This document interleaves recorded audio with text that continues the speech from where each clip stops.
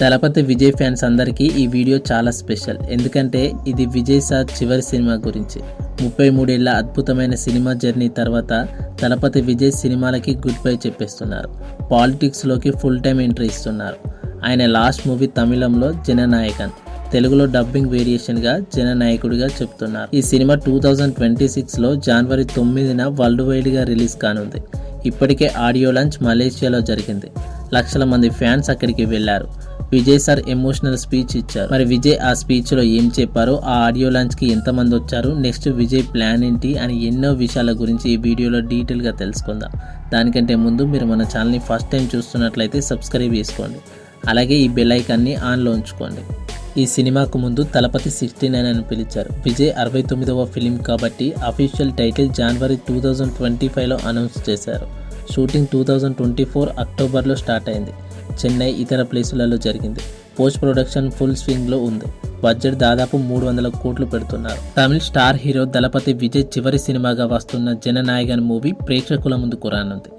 వినోద్ డైరెక్షన్లో రూపొందిన ఈ పొలిటికల్ థ్రిల్లర్ జనవరి 9న రిలీజ్ కానుంది.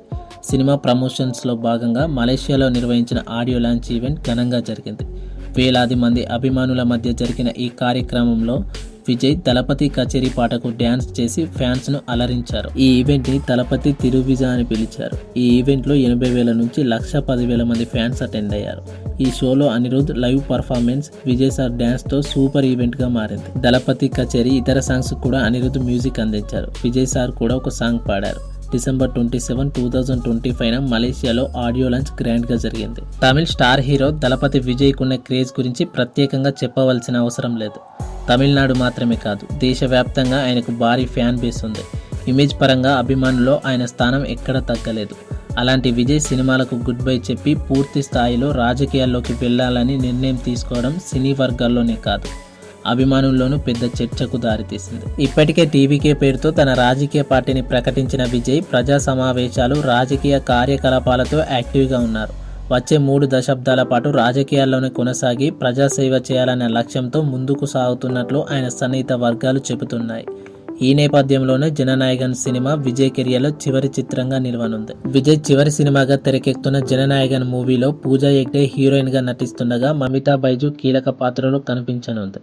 రాజకీయ నేపథ్యంలో తెరకెక్కుతున్న ఈ సినిమాలో విజయ్ను ఇప్పటి వరకు చూడని కొత్త కోణంలో చూపించబోతున్నారని మేకర్స్ ఇప్పటికే స్పష్టం చేశారు. షూటింగ్ పూర్తి చేసుకున్న ఈ సినిమా సంక్రాంతి కానుకగా జనవరి 9న ప్రపంచవ్యాప్తంగా రిలీజ్ కానుంది. ప్రమోషన్స్ కూడా భారీ స్థాయిలో ప్లాన్ చేయడంతో సినిమాపై హైప్ రోజురోజుకు పెరుగుతుంది. ఈ నేపథ్యంలో జననాయకన్ ఆడియో లాంచ్ ఈవెంట్ను మలేషియాలో ఘనంగా నిర్వహించారు. ఓపెన్ స్టేడియంలో జరిగిన ఈ ఈవెంట్ నిజంగా ఒక ఫెస్టివల్ను తలపించింది.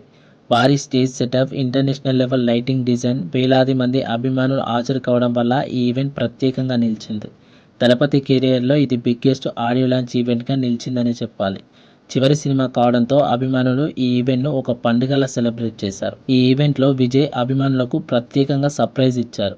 దళపతి కచేరీ పాటకు స్టేజ్పై డ్యాన్స్ చేస్తూ ఫ్యాన్స్ను ఆనందపరిచారు. సాధారణంగా ఆడియో లాంచ్ ఈవెంట్స్లో ఎక్కువగా మాట్లాడే విజయ్ ఈసారి డ్యాన్స్ ద్వారా తన ప్రేమను వ్యక్తం చేయడం ఫ్యాన్స్ని ఎమోషనల్కి గురి చేసింది.